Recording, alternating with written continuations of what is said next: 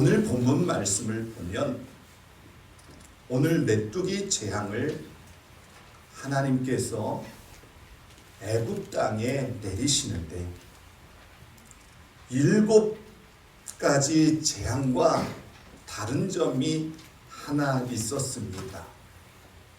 처음으로 바로 왕에게 자신의 죄를 용서를 구했다라는 것입니다. 오늘 말씀을 보면 모세가 애굽 땅 위에 지팡이를 들었더니 우리 하나님께서 동풍을 불어 메뚜기 떼를 애굽 땅으로 날라오게 하셨어요. 메뚜기 떼는 혼자의 힘으로는요 장거리 여행을 할 수가 없어요. 반드시 바람이 불어야 메뚜기 떼들은 장거리 여행을 할 수 있는데 오늘 말씀을 보니까 동풍을 불어 애굽 땅에 메뚜기 떼들이 온 천지가 되었다라고 이야기하고 있습니다. 그런데 그 당시에 애굽 땅에 날아오는 메뚜기 떼는요 어디에서 날아오느냐? 에티오피아에서 날아오는데, 그런데 오늘 하나님이 보내신 메뚜기 떼들은 에티오피아에서 날아온 메뚜기 떼가 아니라 아라비아 사막에서 날아온 메뚜기 떼였다라는 것입니다. 저는 이 말씀을 묵상하면서 우리 하나님은 이 세상을 창조하시는 하나님이시고 모든 만물까지 다스리시는 전능하신 하나님이라는 사실을 저는 다시 한번 깊이 깨달을 수 있었습니다. 요즘 산불로 인해서 전국이 힘들어하고 있어요. 어제까지만 해도 사망자가 29명, 그리고 부상자가 41명,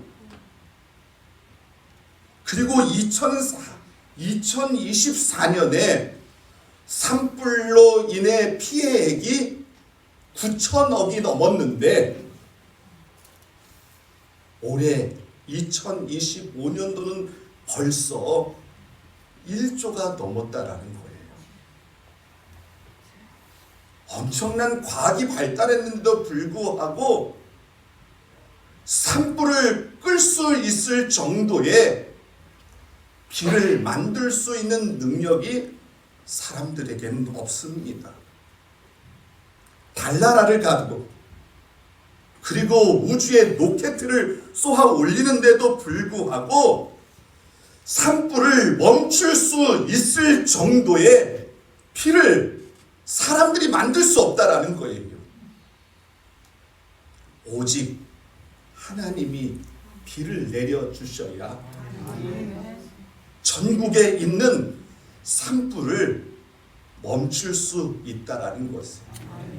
저는 어제 눈이 와서 너무나 좋았어요. 저 입장에서 생각한 게 아니라 전국적으로 비가 흠뻑 와서 그 산에 산불 난 것이 완전히 멈춰질 수 있으면 하는 마음이 들었습니다. 신명기 10장 14절에 이렇게 말씀하더라고요. 하늘과 땅과 그의 모든 만물은 본래 내 하나님 여호와께 속한 것이다. 그리고 시편 23편 24편 1절에 땅과 거기에 충만한 것과 세계와 그 가운데 사는 자들은 다 여호와께 여호와 것이라고 말씀하셨습니다. 모든 만물은 우리 인간의 것이 아니라 하나님께 속하였는데 이 땅에 사는 모든 사람들에게 복을 주시기도 하시고 저주를 주시기도 하시는 분이 하나님이시라는 거예요. 그런데 하나님은 하나님의 거룩한 백성에게 복을 주시기를 원하십니다. 오늘 예수의 피를 통해 구원받은 하나님의 백성들에게 범사에 잘 때는 축복 주시기를 원하신다라는 사실을 기억하시면서 우리 전능하신 하나님, 우리 하나님을 의지하는 귀한 믿음의 백성들이 되시기를 예수님 이름으로 축복합니다. 보통 메뚜기 떼는 어느 특정한 지역만을 강타합니다. 그런데 하나님이 보낸 메뚜기 떼는 한 지역만 강타한 것이 아니라 애굽 전 지역을 강태해 버렸다라는 거예요. 얼마나 많았으면 땅이 어두울 정도로 엄청난 메뚜기 떼가 날아와 남아있던 풀까지 다 먹어치워 버리는 재앙이 애굽 땅에 내려졌다라는 거예요. 그런데 중요한 것은 애굽 땅에 날아온 메뚜기 떼는 자연적으로 일어난 현상이 아니라 하나님이 내린 재앙이라는 것입니다.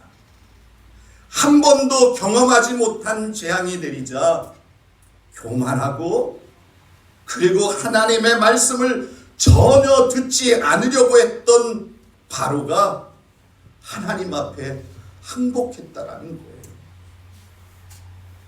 그리고 자신이 그렇게 의지했던 곤충을 막아주는 세라피아 신도 소용이 없다라는 것을 깨닫게 되었다라는 것입니다. 그런 재앙을 경험한 바로의 반응이 오늘 16절에 기록되어 있습니다. 우리 출애굽기 10장 16절 말씀을 우리 한번 다 같이 한번 읽어볼까요? 바로가 모세와 아론을 급히 불러 이르되 내가 너희의 하나님 여호와와 너희에게 죄를 지었으니.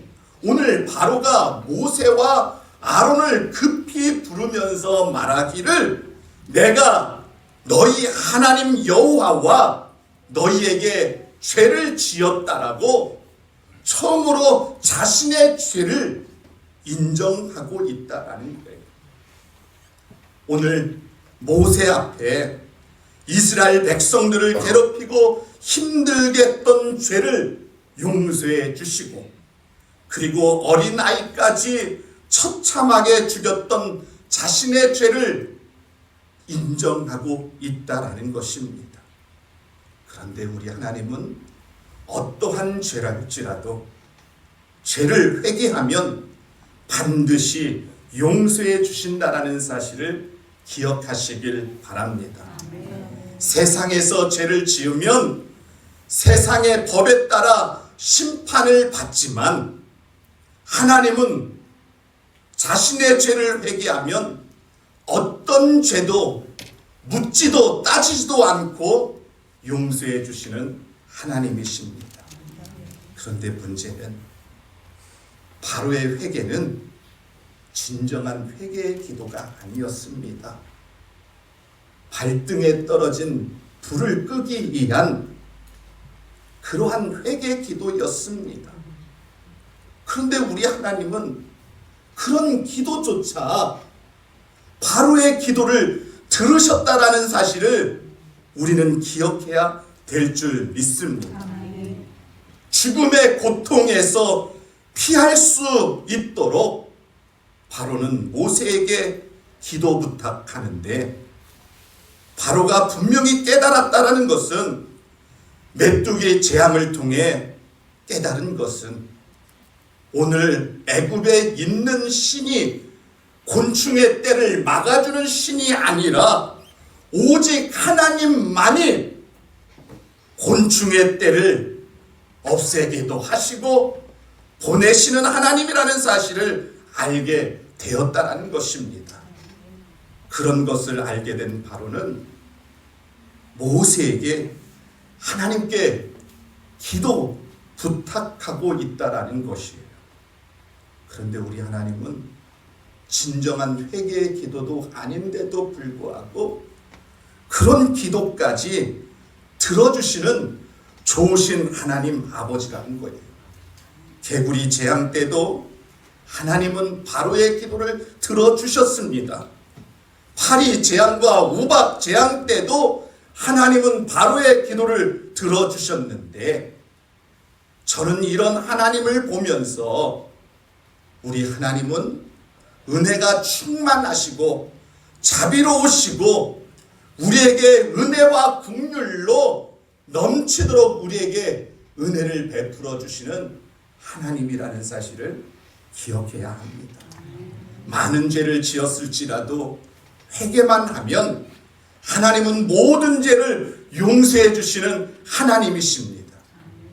은혜로우신 하나님은 바로의 부탁을 거절하지 아니하시고 오늘 바로의 기도까지 들어주시는 하나님이셔요. 오늘 말씀 출애굽기 10장 18절과 19절 말씀을 우리 한번 다 같이 읽겠습니다. 그가 바로에게서 나가서 여호와께 구하매 여호와께서 돌이켜 강렬한 서풍을 불게 하사 메뚜기를 홍해 바다 몰아 넣으시니 애굽 온 땅에 메뚜기가 하나도 남지 아니하니라. 하나님은 바로의 기도를 들어주셨는데 하나님은 동풍을 멈추게 하시고 강렬한 서풍을 불어 애굽에 있는 메뚜기 떼들을 홍해 바다에 몰살시켜 버렸다라는 것입니다. 여러분, 기도는 이런 능력이 있습니다. 기도하는 자에게 하나님께서 능력의 은혜를 베풀어 줄 믿습니다. 인도 선교의 아버지였던 윌리엄 캐리 선교사는 이런 말을 했습니다. 기도는 불의 세력을 멸하고 하나님의 위대한 일을 도모하는 것이다라고 했습니다. 여러분, 기도는 불의 세력, 마귀를 멸할 수 있는 능력이 있습니다. 기도는 하나님의 위대한 일을 도모하는 능력이 기도에 있음을 우리는 깨닫고 하나님 앞에 기도하는 믿음의 백성들이 되시기를 예수님 이름으로 축복합니다. 오늘 기도했던 모세를 통해 바로에게 동풍을 서풍으로 순식간에 바꾸어주는 은혜를 내려 주었습니다. 오늘 우리는 어떠한 문제가 있을지라도 낙심하지 말고 기도할 수 있는 믿음의 성도님들이 되시기를 바랍니다. 남편이 변하지 않아도, 아내가 변하지 않아도, 자녀들이 변하지 않아도 우리는 절대로 낙심하지 말고 하나님 앞에 끝까지 기도하는 믿음의 백성이 되어야 될 줄 믿습니다. 끝까지 기도하는 성도에게 하나님은 우리의 기도를 응답해 주십니다. 내 힘으로는 서풍을 불게 하는 능력이 없습니다. 하나님께서 불어주셔야 됩니다. 오늘 귀한 우리 사랑하는 성도님들 가정에 놀라운 은혜를 내려줄 줄 믿습니다. 남아공의 노벨 평화상을 받은 넬슨 만델라는 남아공의 영웅이며 많은 사람들에게 희망과 꿈을 주는 그러한 사람입니다. 그가 대통령이 되면서 복수의 악순환을 끊기 위해 진실과 화해위원회를 설치하였는데 규칙은 단순해요. 백인 경찰이나 군인들이 법정에서 자기 잘못을 인정하면 어떠한 처벌도 받지 않는다라는 그러한 규칙을 만들었습니다. 실제 남아공에서 있었던 일입니다. 어느 날 청문회 자리에서 반드 블랙이라는 경찰관이 자신의 죄를 털어놓았어요. 자신과 동료들이 18세 소년을 총으로 쏘고 자신들의 죄를 인멸하기 위해 시체를 불살라버렸어요. 그리고 8년 후에는요, 다시 그 소년의 집에 찾아가서 노 남편을 장작더미에다가 묶어놓고 그 아버지의 몸에 휘발유를 뿌려서 불태워 버리는데 그 노 부인이 보도록 악랄하고 끔찍한 죄를 저지르는 거예요.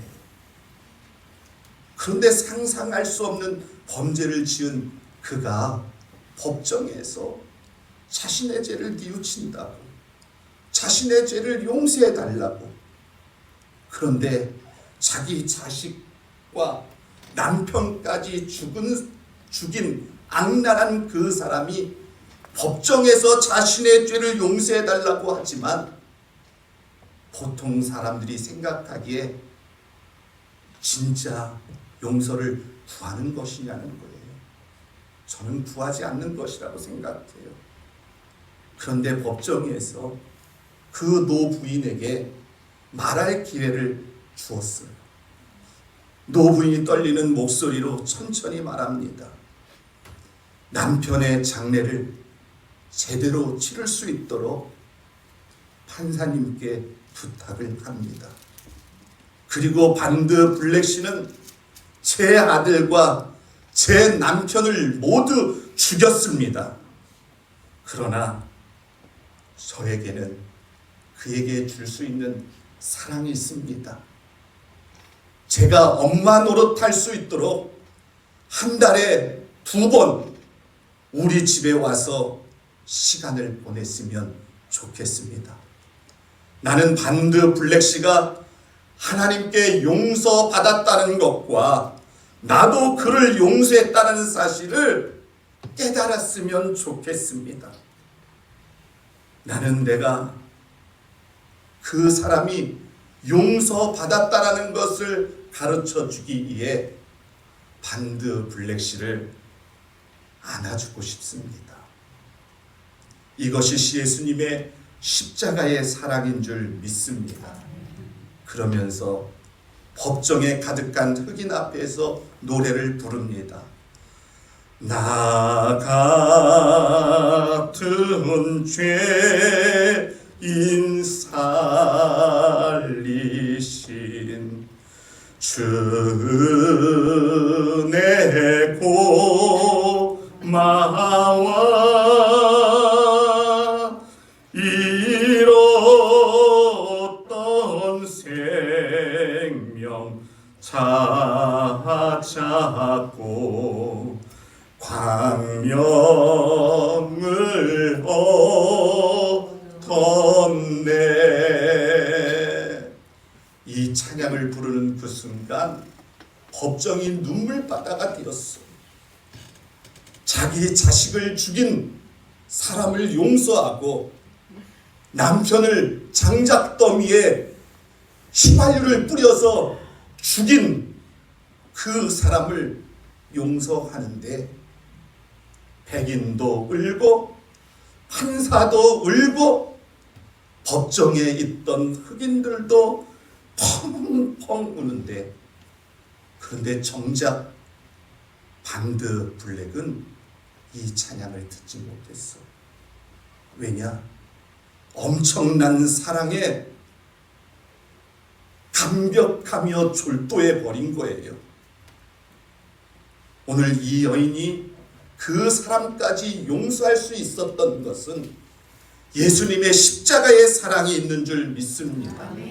오늘 우리는 영원히 죽을 수밖에 없는 존재였는데 우리 주님께서 나를 살려주시고 나에게 놀라운 은혜와 은총을 베풀어 주셨다라는 사실을 기억하시면서 우리 사순절 기간 동안 우리 예수님을 깊이 사랑하며 주님을 묵상하는 귀한 시간 되시기를 예수님 이름으로 축복합니다. 기도하겠습니다. 하나님 아버지 감사합니다. 놀라우신 하나님의 은혜와 은총을 충만하게 내려 주옵소서. 하나님 주님은 우리에게 엄청난 은혜를 베풀어 주셨습니다. 오늘 바로의 진정한 회개가 아닌데도 불구하고 그 기도를 들어주시는 하나님 우리 십자가 앞에 예수님의 사랑을 드리는 귀한 역사가 있게 하여 주시고 놀라우신 하나님의 은혜와 은총이 우리 사랑하는 귀한 가정에 임하도록 인도하여 주시옵소서. 예수님의 이름으로 기도합니다.